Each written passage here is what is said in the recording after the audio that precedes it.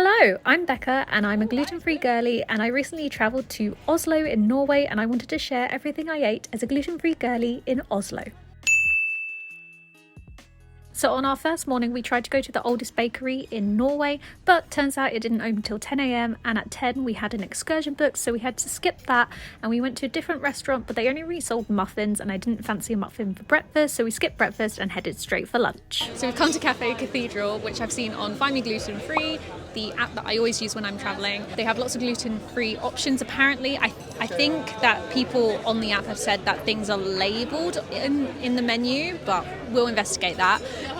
But I think I already know what I'm going to have. I'm going to have the reindeer because reindeer is a speciality here in Norway and I want to at least try some Norwegian food whilst we're here.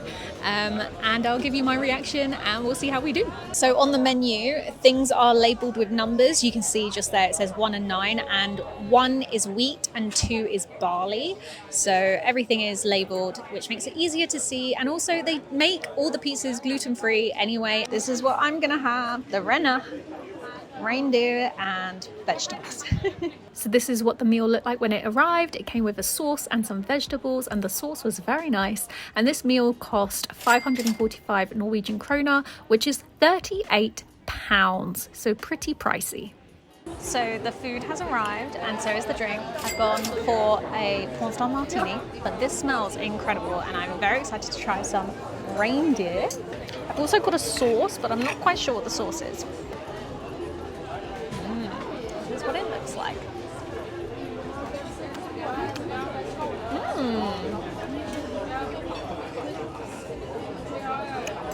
Quite chewy. Kind of like lamb. It's quite like lamb, I would say. No, lamb, beef. Which is the chewy one? Both.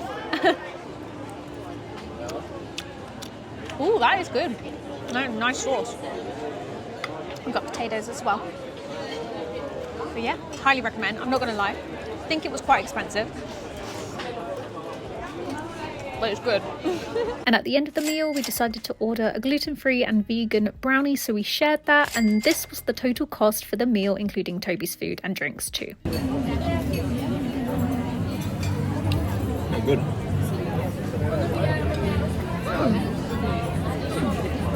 It's decent. So for dinner I booked us a table at a restaurant called Olivia. This is a chain in Norway and there's a few in Oslo that you could go to, and it's really nice inside. It had a really cute vibe, but it was quite busy, so I recommend booking. But yeah, I liked the vibe inside. In the menu it says all the pizzas and pastas can be made gluten-free, which is amazing, and I also ordered a cocktail from the cocktail menu. We started with some olives and these were the drinks that we ordered, and then for the main meal I chose a pasta dish with chicken, bacon and something else, but I'll be honest, I can't remember what it was, but it was tasty. It was so delicious. I really highly recommend this one, and it also came with some gluten-free bread, which is great. So we've come to a place called Salt. It's kind of giving like Flatiron Square vibes, or what's the other one right by London Bridge? Or Vinegar Yard at London Bridge. So it's like that kind of outdoor drinks outside vibe. However, it has just started to pour it down with rain. So we're currently sat under a small amount of shelter. So on the second day we also tried to go to Baker Hansen for breakfast, but it turns out it was shut on a Sunday, so we skipped breakfast and headed straight for lunch. So we come for lunch at a place called Peppes Pizza, which seems to be like a chain of pizza restaurants here in Oslo, might even be across the whole of Norway, not sure. But they do pizza by the slice, so you can just grab it and take it away, or you can do what we did, which is order a 1-person pizza, or you can order a 2 to 3 person pizza, depends how many you are. They also do a gluten-free pizza base, which is great, and that's the reason why we're here. It is also highly rated on Find Me Gluten Free, so that's good to know.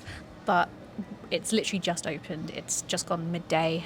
The one across the road from where we currently are, so we're inside the station, the one that's just outside of the station, was shut until 1 PM. So just know that if you're peckish at midday because we skipped breakfast, come to the one inside the train station. But they've given us one of these which will vibrate when our pizzas are ready, so they're made like fresh, which is nice, and we'll do a little taste test when it arrives. So our little timer thingy has gone off and Toby is just bringing over the pizza. Oh, it's big. That's bigger than I was thinking it was going to be. Thank you. And I've got a little gluten-free flag to prove that it's gluten-free, so that's good. And mine cost 218 Norwegian kroner, and Toby's was 228. You have to pay 30 kroner extra for the gluten-free base. But yeah, together for our 2 pizzas and 1 drink was about £36, was it? So 504 kroner. Let's give it an eat and see how it tastes. The fork's weird. A pizza fork, is that a thing?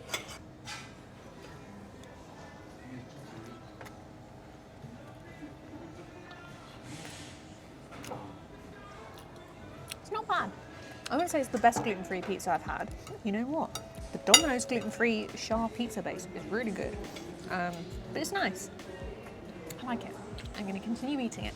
One thing I discovered during this trip was that on the Find Me Gluten Free app, you can now categorize restaurants by airports, which is really handy. And so in the Oslo airport, we found this place and I got a cheese and ham sandwich and a muffin. The sandwich was not great, but the muffin was delicious. I wish I got 2. And that brings us to the end of this video. I hope you enjoyed it. If you did, please do give it a thumbs up and subscribe. I'm trying to make more content like this when I go traveling, as I know it will be super helpful for a lot of people. But if you want to see what we got up to in Oslo, hit that subscribe button because that will be my next video, hopefully. Thanks for watching, and I'll hopefully see you soon. Bye!